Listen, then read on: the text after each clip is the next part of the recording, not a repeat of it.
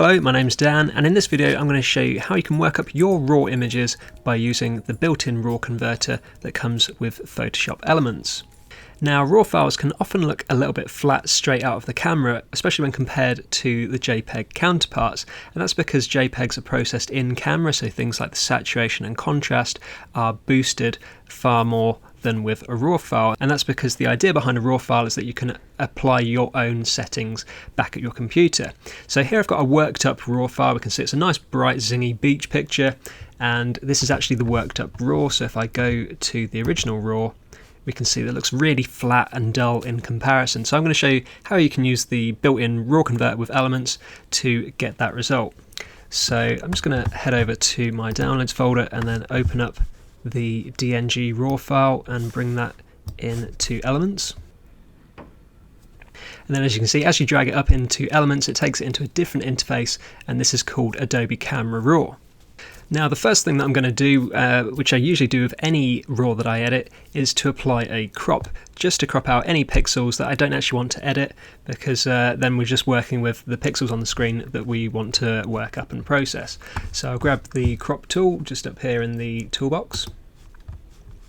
And one thing that you can use with the crop tool is actually the straighten tool, and that's quite useful for landscapes because you can just run that over horizon and make sure that your horizon is absolutely level. And then you can go back to the crop tool and just drag the corners of your crop box to get the composition that you want. And if you hold and click down on the crop tool icon, you can actually have a few more options here.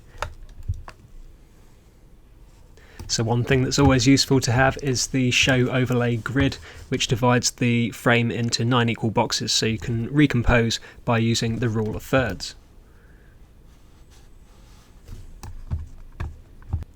Okay, I think that looks good for my crop, so I'm just going to double click to apply that. The next thing I'm going to do is tweak the white balance, and that's actually something that's really difficult to do with JPEG images, but with RAW files we have loads more exposure information, and it's actually quite easy to change the white balance after you've taken the shot. So we can just use the temperature and tint sliders over here on the right in the basic panel. Dragging the temperature to the left is going to make the image a lot cooler, and dragging it to the right is going to make it look a bit more warmer. So obviously it's a summary shot, so I want it to look a little bit more warmer. And we'll just pull that to the right a little bit. You can also set it to these presets up here using the drop-down box that currently says custom. You can set it to like daylight or tungsten, that sort of stuff. And then the next thing that I'm going to do is adjust the exposure. And again, that's something that's quite tricky to do with JPEGs, but with RAWs we've got all of that extra raw data, so we can actually effectively tweak the exposure by quite a lot here. So I'm going to pull that to the right. That's going to bring out loads of detail. But obviously by doing that, that's going to blow out some of the highlight detail, so I'll pull the highlights to the left to bring those back.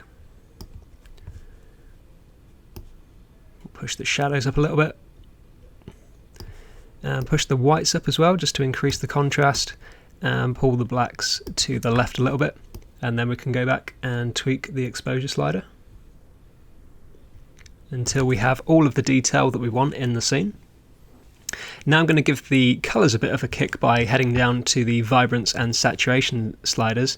Now saturation will boost all of the colours in the scene uniformly, whereas vibrance will actually boost the least saturated colours first. So it's a little bit more subtle, and this is usually the slider that I adjust first, and I can push that quite far, so something like +50, and then maybe I'll just push saturation up a little bit, so like +15, +20, and that usually does a pretty good job of making those colours really zingy. Now, one more thing that I will do when editing a RAW file is head over to the detail panel, and this is where you can apply some sharpening and also some noise reduction, which is particularly useful if shot at a high ISO value. So by default the sharpening is set to 40 here. I'm going to push that up to 50. And then currently we're sharpening the whole scene, but that also means that we're sharpening things that are out of focus and things like noise that we don't want to be sharpened. So we'll apply a sharpening mask. And now a little trick here is to hold the Alt key down as you pull the masking slider, and that will give you this black and white preview. Anything that's in black isn't going to be sharpened, whereas the white parts will be sharpened. So you can see that by dragging this masking slider towards the right, we're just starting to get the bridge and the foreground that's being sharpened. So I'm going to drop that down at about a value of 90, and then we just know that the parts of the shot that we want to be sharp are being sharpened. Now the great thing about a RAW file is that you can go back to the original at any time. It's a completely non-destructive editing process, and if you want to do that, just click on this little flyout menu here and go to Camera Raw Defaults, and that will reset all of these settings back to 0. But I quite like the edit we've done here, so I'm going to bring it into Photoshop Elements by heading down and clicking on Open Image.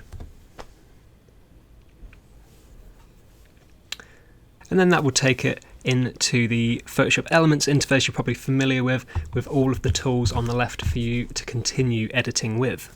So that's how you can convert your RAW files to make them look a little bit more punchy the next time you're working them up. Cheers for listening, and I'll see you next time.